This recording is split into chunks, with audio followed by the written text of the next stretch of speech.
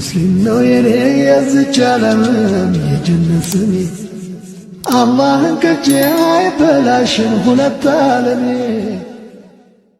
ድንገት ቢወልድ ያቺ የተወለደችው ልጅ ሴት ብትሆንና ብታደግ አድጋ እሷን ሴት ማግባት ይችላል? አይችልም። አይችልም? ኦኬ እሺ፣ ቴንክ ዩ። ወደ ሁለተኛ ጥያቄ። ምክንያቱም ከእርሱ ዘር ፈሳሽ የተገኘች ነች። ገብቶሃል? ከእርሱ ዘር ፈሳሽ የተገኘችን ሴት በፍጹም ሰውየው ሊያገባ አይገባም። አላህ ሱብሓነሁ ወተዓላ በቁርአን ላይ ሲናገር በሱረቱ ኒሳ ላይ የማይቻሉ ሴቶችን ሲከለክል ጊዜ ከእነዚያ መካከል እርሷን ጠቅሷታል። ምንም እንኳን ሰውየው በኒካህ ባይወልዳትም ከእርሱ ዘር ፈሳሽ እስከተገኘች ድረስ ያችን ሴት ማግባት አይፈቅድም። እሺ፣ በዚህ ላይ አንዳንድ ሰዎች የሰው ሀሳብ በሆነ ጉዳይ ላይ ልታገኙ ትችላላችሁ። ያ የሰው ሀሳብ ሆኖ ይቀራል። እሺ፣ የአላህና የመልእክተኛው ቃል ግን የሰዎችን ሀሳብ ሁሉ የሚቋጨው በእርሱ ላይ ነው፣ እርሱ ጋር ነው የሚደመደመው። በአላህና በመልእክተኛው ቃል ላይ ይገኛል ወይ ነው ያ ነገር። ገብታችኋል? ይህን ይመስላል። እሺ፣ እንደዛ የሚል አይፈቀድም። ሌላኛው ጥያቄ ነው። ሁለተኛው ጥያቄ ከዚህ ጋር የተያያዘው ነው፣ ለየት ያለ ነው። አንድ ባለትዳሮች ማለት ሁለቱም ሙስሊም ናቸው፣ በኒካ በሸሪያ ተጋብተው ድንገት ባልየው ምናልባት በአደጋም በሆነ አጋጣሚ ቢሞት ያችን ሴት ወንድምየው ማግባት ይችላል? ሀብት ካላቸው ምን ካላቸው? መውረስ የሚባለው ነገር ዋርሳ የሚባለው ነገር ነው በሀገራችን፣ ልክ እንደሱ ማለት ነው። ያ ስለዚህ ለዛ ተብሎ ማግባት ይችላል ወንድምየው የወንድሙን ሚስት እሱ በህይወት ከሌለ። ፈቃደኛ ከሆነች እሷ ተገዳ አይደለም፣ ፈቃድ አላት። ከፈለገች ማግባት ትችላለች፣ ካልፈለገች አትገደድም። አላህ ይህም በቁርአን ላይ ሲናገር ያ አዩሃ ለዚነ አመኑ ላ የሒሉ ለኩም አን ተሪሱ ኒሳአ ከርሃ ይላል። እናንተ ያመናችሁ ሰዎች ወይ ሴቶችን አስገድዳችሁ መውረስ ለእናንተ አይፈቀድም ይላል። ስለዚህ ፈቃደኛ ከሆነች ታገባለች፣ ካልፈለገች አታገባም። ምናልባት አንተ ስለ መጽሐፍ ቅዱስ መጠየቅ ላትፈልግ ትችላለህ፣ እንድናነሳ ላትፈልግ ትችል ይሆናል እንጂ መጽሐፍ ቅዱስ ላይ ግን ሴት ልጅ ባሏ ከሞተባት ሌላ ባል እንድታገባ ወደ ውጭ እንዳትወጣ ብሏል እግዚአብሔር። ይልቁንስ እዚያው ወንድሙን ታግባ ይላል። ያንን ወንድሙን ታግባ።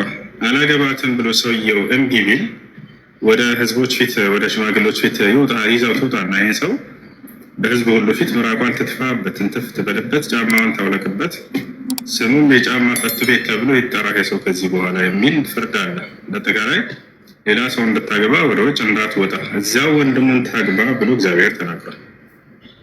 በእርሷ ላይ በሴት ልጅ ላይ ግዴታ ነው። በዚህ ላይ ምርጫ የላትም። ክርስትና ሴት ልጅ ባሏ ከሞተ ምርጫ የላትም። እዚያው በቤት ያንን የባሏን ወንድም ታገባለች። ይህን ካስፈለገ እናሳያችሁ። ኦኬ፣ ስለዚህ በእሷ ፍላጎት ማግባት ትችላለች ማለት ነው። በእሷ ፍላጎት እንደ እስልምና ነፃ ምርጫ ፈቃድ አላት። ነፃ ምርጫ ፈቃድ አላት። ኦኬ፣ እሺ፣ ወደ ሶስተኛ ጥያቄ ልፍ። እሺ፣ ይቻላል። ሶስተኛ ጥያቄ ሙስሊም የሆኑ ወንዶች ጀነት የሚገቡ ወንዶች በጀነት ሴቶች እንድትዘጋጀላቸው አዲስ ላይ የተደረጋል እና እነዛ የሚዘጋጁላቸው ሴቶች በምን አይነት መንገድ ነው ማለት መውለድ ይቻላል ጀነት ላይ ተጋብተው፣ ወይስ እንደዚህ እንደ ዱንያው እንዳለው ህይወት ነው እዛ የሚኖረው፣ ወይስ ተጋብተው ወልደው ነው የሚኖሩት ጀነት ላይ፣ ወይንስ ኖርማሊ እንትን ብቻ ነው እንዴ? ማለት ያው እንዴት ነው እሱን ነገር እስቲ ብሪቭ አድርግልኝ። እሺ፣ በጀነት ውስጥ መውለድ የሚባል ነገር እንደ አስሉ እንደ መሰረቱ የለም። በጀነት ውስጥ መወላለድ የሚባል ነገር የለም። ነገር ግን ከፈለገ